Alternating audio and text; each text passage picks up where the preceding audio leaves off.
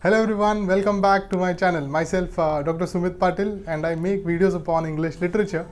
And up till now I have made several videos which was based upon history of English literature and different genres in English literature, and what are the periods in English literature in that chronological order. I have made videos from Anglo-Saxon period till my last period or my last video was upon modern age in English literature, or modern period, or it is also called as modernism, which starts from the year 1901 and it ends in the year 1945 or 1950. Why it ends? Because of the World War II, which ended in the year 1945. And now today I would be focusing upon the post World War II, which is also called as the postmodern age in English literature. And now there are several changes which has happened in this era, that is after 1950s, and which change or what are the different changes that I would be highlighting in this video. And the first and the foremost thing, that is the title of this video, or the thing which I would be talking about, is postmodern age in English literature, which starts from the year 1950s. So let's start. The first and the foremost point that has happened in this 1950s or after 1950s is because of the World War, which has came to an end, and because all the things which were in chaos or havoc, people were disturbed, people were in shock. This is the first main characteristic of the postmodern age. Now, apart from the World War II, which came to an end, and the lives of people were it came to an end, or people thought that this was the end of the world, but it didn't happen, or it didn't went like that. But what has happened here is postmodern age. Now here there are several things which changed in the upcoming decades, that is 1960s, 1970s, 1980s and 1990s. So I would be going in detail about these decades, such as from 1950s to 1990s. And now here I am going to talk 10 major points of this age. So please don't skip or don't go forward, because I'm going to talk in detail about one point for a minute or two. And to begin with, the first and the foremost point is that just now I told you, that is end of the World War II.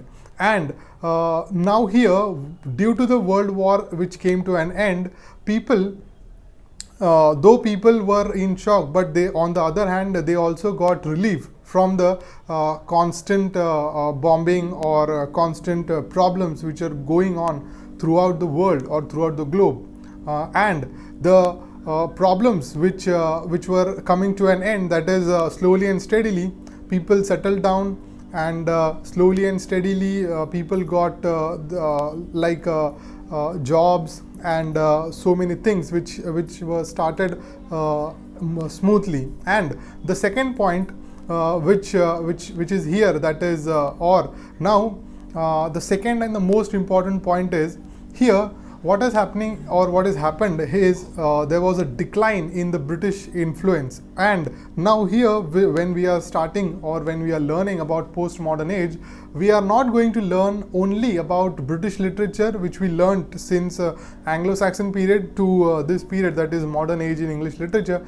Now here what is happening is, in the postmodern age, we will be learning about those countries or those continents or those places wherein British or Britishers had their influence, such as Commonwealth ages or British colonies, such as if we talk about India also. India also got independence in the year 1947.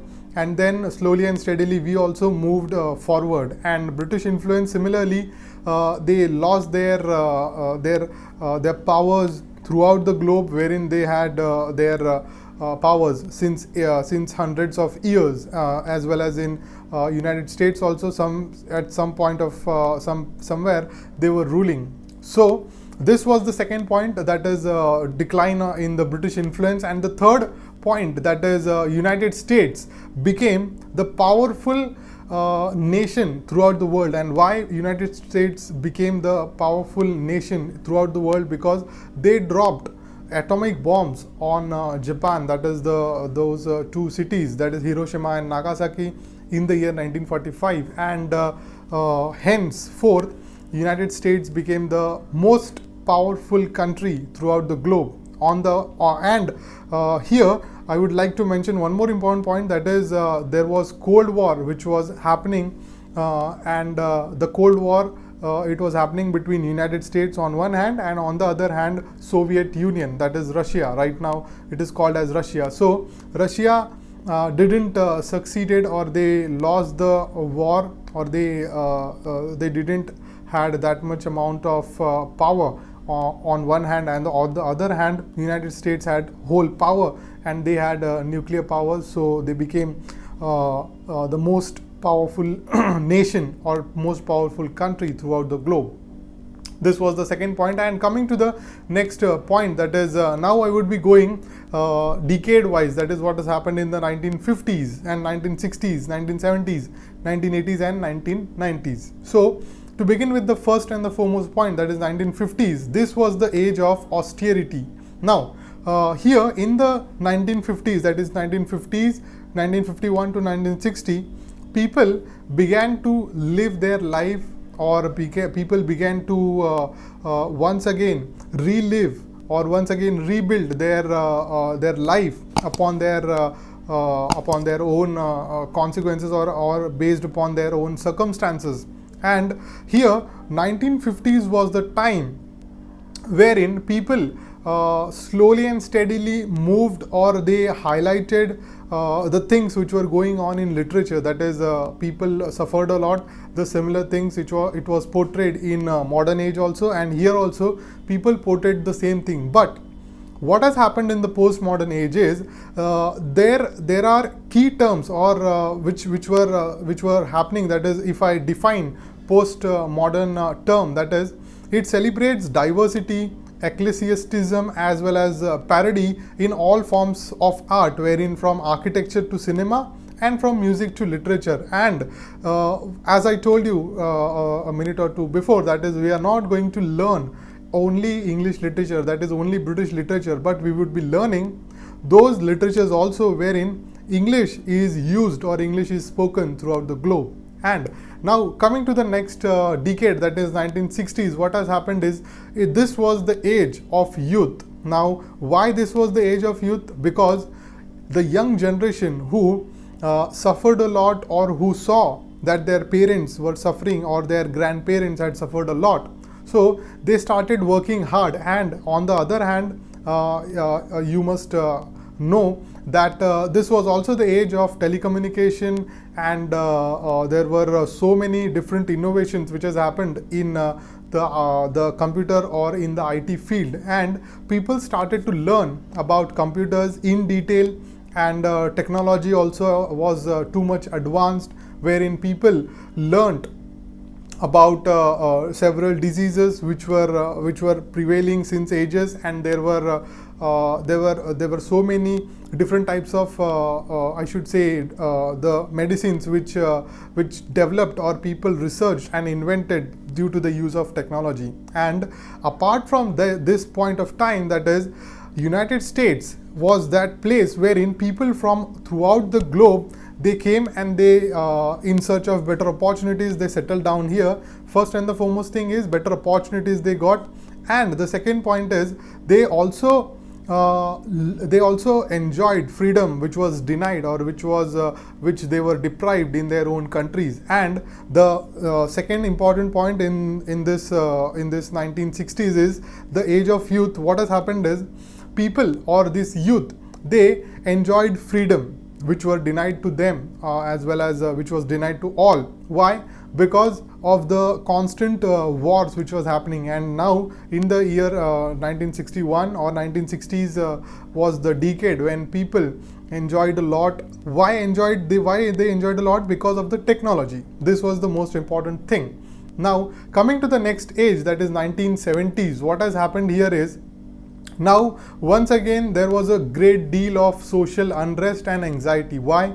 because of on the one hand people used technology, and the technology was going, or it has reached its peak, and because of that people were I can say that they were on one hand addicted to the technology, and on the other hand there were also some nations. Now I would be segregating the nation, that is first world nation, or first world, second world and third world. Now the first world was United Kingdom and United States, and on the other hand second world were those countries such as Southeast Asia, India, and wherein now also they were developing, and the third world were those countries wherein they didn't had basic necessities to live their life, or they also didn't get one meal per day. So this was the time, that is 1970s, when on one hand people were living lavishly, luxuriously, and on the other hand there were second or third world nations.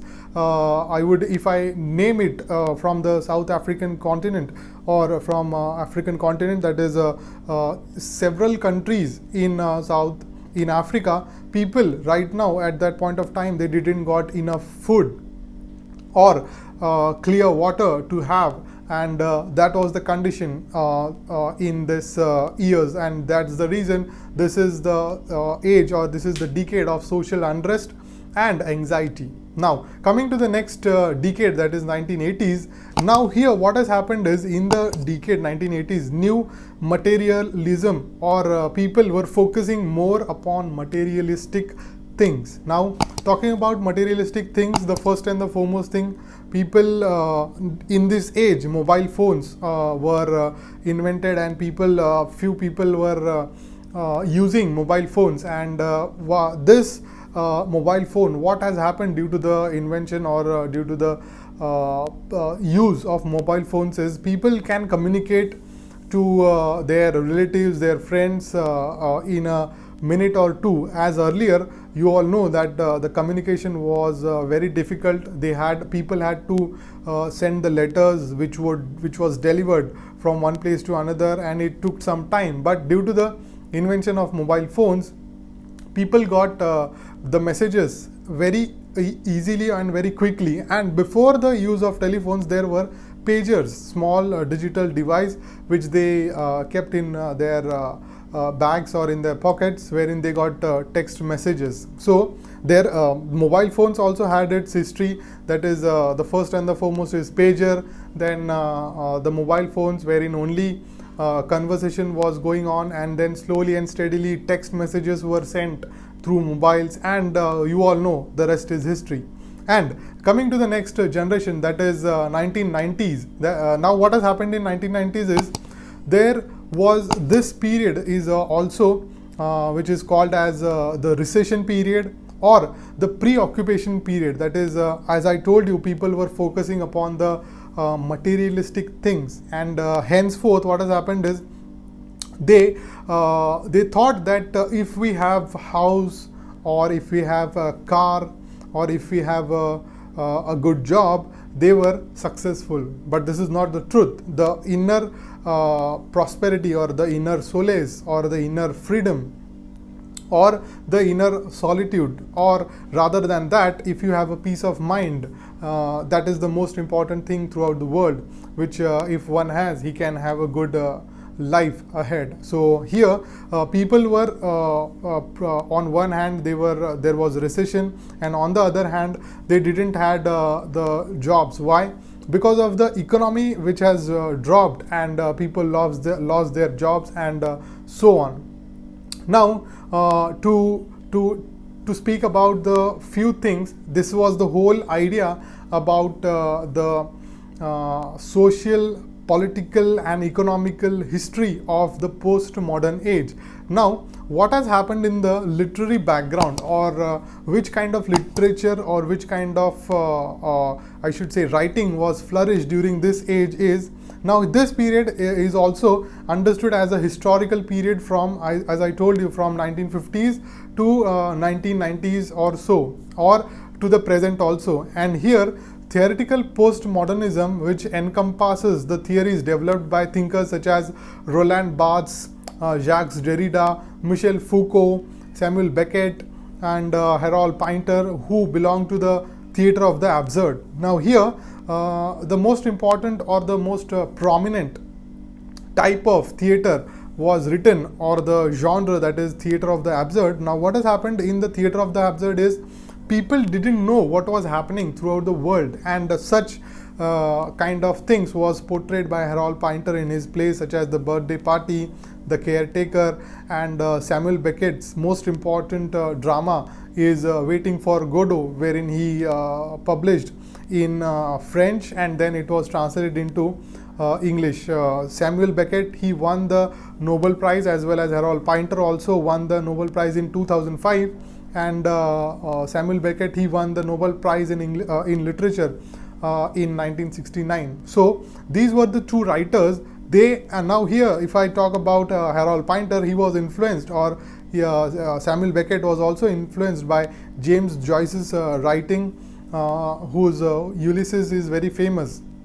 And apart from this, here Roland Barthes is also an important author or a writer, wherein he says that now here we would be going in detail about the text, what Roland Barthes wants us to know, or he wants us to learn. That is, Roland Barthes says that when a person is writing a book and when it gets published, and then after it gets published it is distributed and people purchase that book and then people read it. So as soon as the people, or as soon as the public, when they read the book, as soon as the book is read, henceforth the author is dead. This is what Roland Barthes is telling, and you all can imagine how and why the author is dead. Now the author is dead because he has penned down his own idea, or his own ideology, or his own principles, or what all things he has imagined and he has gone through. But when the reader is reading that book,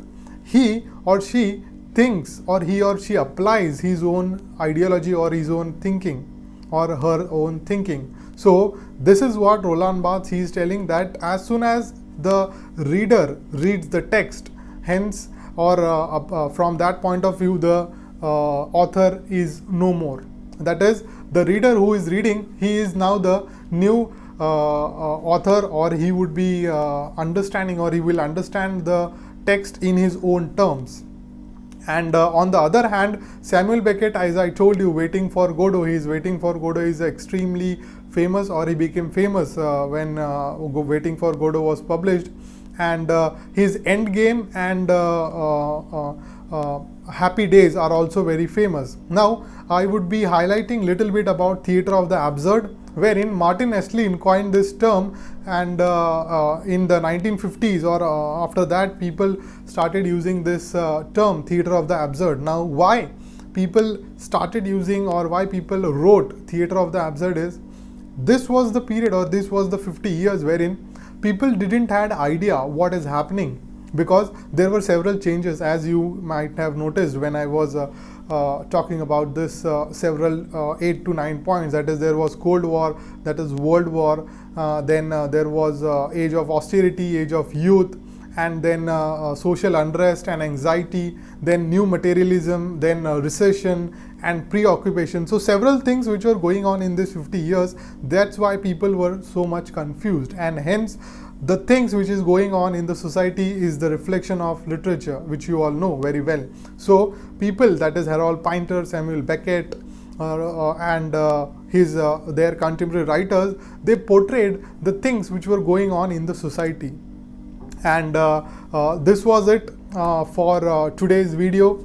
I hope you all have got a brief idea about postmodern age in English literature, and this is the final video, or this is the final part in the history of English literature, wherein I made a series of English literature videos, which you can see here, as well as I would be putting in the description box. The first and the foremost video in this series, that is Anglo-Saxon period first, wherein Anglo-Saxon period starts from the 5th century to the 11th century, or till 1066, when Norman conquest was there, and after Anglo-Saxon, that is the Anglo-Norman period. Then after Anglo-Norman period, medieval or Middle English period, which I posted, and after Middle English period, age of Chaucer, Then before age of Chaucer, there is age of revival, that is what has happened in the Renaissance period. Then age of Chaucer. Then after the age of Chaucer, that is 1300 to 1400 or 1450s or 1500, then comes the Elizabethan period, that is 1558 to 1603. That is the Elizabethan age. Then after the Elizabethan age, the 1603 to 1625 is the Jacobean age. Then Caroline age, 1625 to 1649, and then 1649 to 1660, it is the Commonwealth age, wherein this is the only era when Oliver Cromwell, who is not the successor of the kings and queens, which was a legacy that the successor or the heir of kings and queens will rule the kingdom. So this was the 11-year period in Commonwealth age, which is also called as Puritan age and interregnum period. Then 1660 to 1700 was the period, that is Restoration period, when King Charles II he comes to the throne. Then 1700 to 1745 or 1750 is the Augustan age, wherein people focused upon the Romans and they translated many things. Then 1750s to 1745 to 1798, it is the period of age of sensibility. And then 1798 to 1837, it is the period of romantic age. And 1837 to 1901 is the period which is the most famous queen, that is Victorian age.